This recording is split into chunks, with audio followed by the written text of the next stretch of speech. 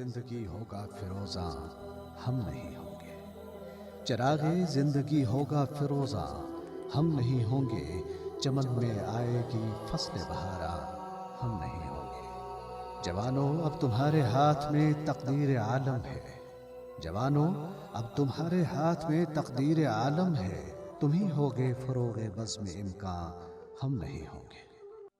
زندگی میں آواز نہ دبا سکے تو گھر میں قید کر کے سمجھا کہ سید علی گیلانی خاموش ہو گئے۔ دنیا سے رخصت ہوئے تو جنازے کی ہیبت ایسی بیٹھی کہ بھارتی فوج نے سبز ہلالی پرچم میں لپٹی جست خاکی گھر والوں سے بندوق کی نوک پر چھین لی۔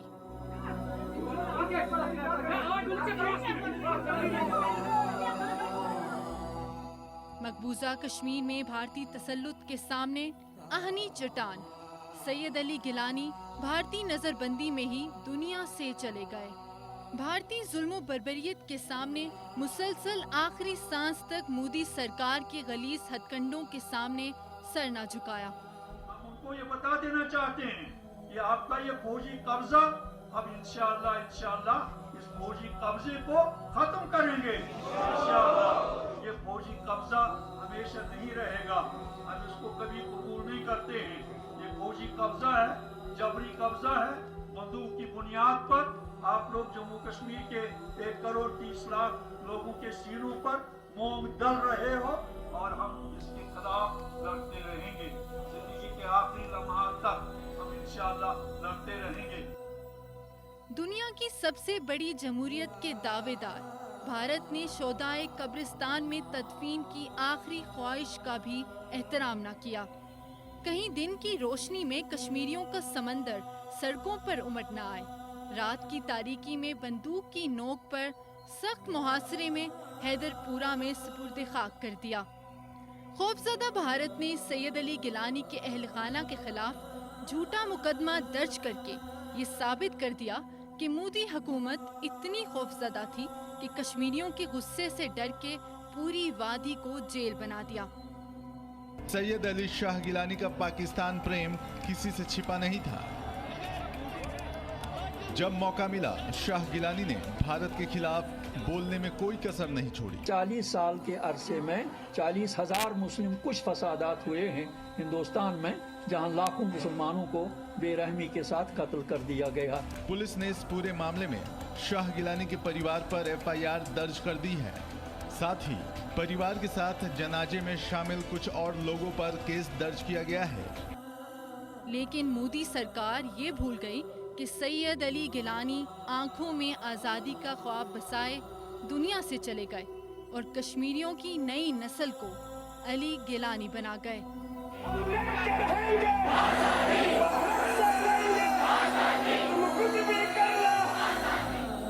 سبز ہلالی پرچم میں لپٹے سید علی گیلانی کا لاشا پکار پکار کر کہہ رہا تھا کہ ہم پاکستانی ہیں اور پاکستان ہمارا ہے۔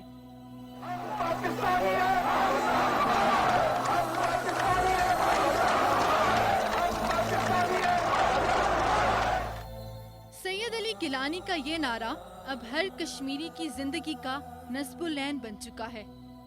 جدوجہد آزادی کشمیر کے شب و روز مقبوضہ آبادی کی فضاؤں میں دہائیوں تک گرجتی سید علی گیلانی کی آواز تو خاموش ہو گئی، لیکن بھارتی بربریت کے خلاف مزاحمت پہ ڈٹ جانے والے کشمیریوں کی جدوجہد آزادی میں ایک نئی روح پھونک گئے، اور ان کا یہ نعرہ ہم پاکستانی ہیں اور پاکستان ہمارا ہے تا قیامت زندہ و جاوید رہے گا۔